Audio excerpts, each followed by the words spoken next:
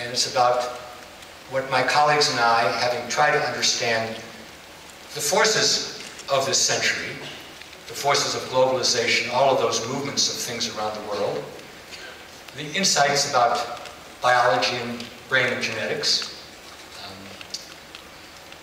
the digital connectedness, which has been a large part of my talk, and finally the notion that learning doesn't end when you get that degree, it just starts then. In that world, which everybody will be living in and your students will be, that'll be the only world they know, what are the kinds of minds that they need?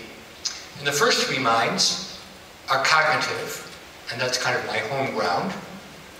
Discipline, knowing stuff very well, becoming an expert, keeping up your expertise, and learning how to think like an expert, whether you're a scholar or in some profession or other. Number two, synthesizing,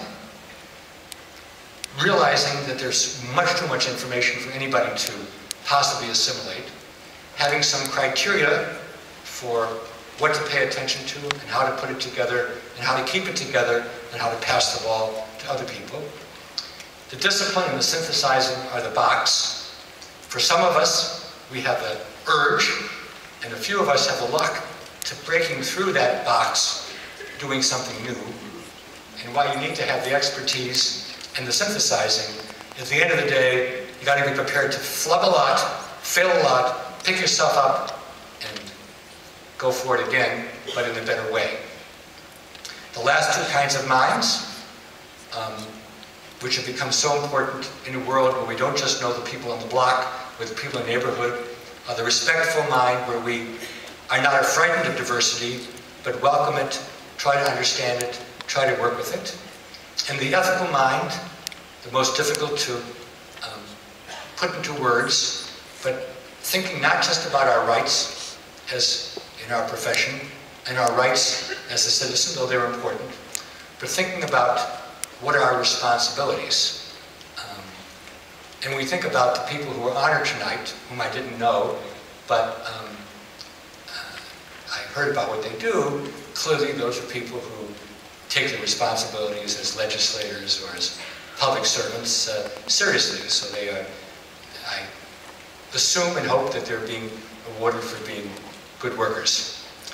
I always close talks on this topic with thoughts from two wise Americans. I am the MI guy, the guy who is known for having multiple intelligences, and for having talked about them.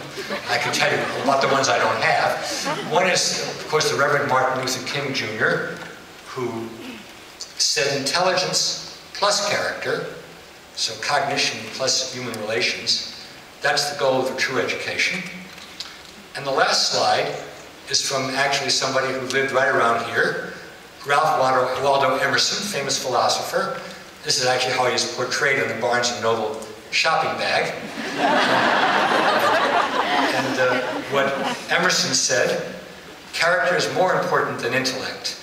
And even though I love to think and talk about intelligences, and I hope that you are enhancing the student of your intelligences, the intelligences of your students, at the end of the day, it's the kind of human beings which we cultivate, which are going to make the difference of whether we have a planet that anybody wants to live on or not. And parents are important, religion is important, but I can tell you with whatever authority I can muster that the examples that we send out as teachers and educators are crucial in the kind of character our young people have. So, enjoy Boston. I hear the weather's good, but the one predictable thing about the weather in Boston is it's unpredictable. So say a prayer tonight. If you want to know more about what I talked about today, those are 4 websites. The OR is just the book, but you don't need to, you need that. These are the websites. You can write them down. Have a good evening and thank you.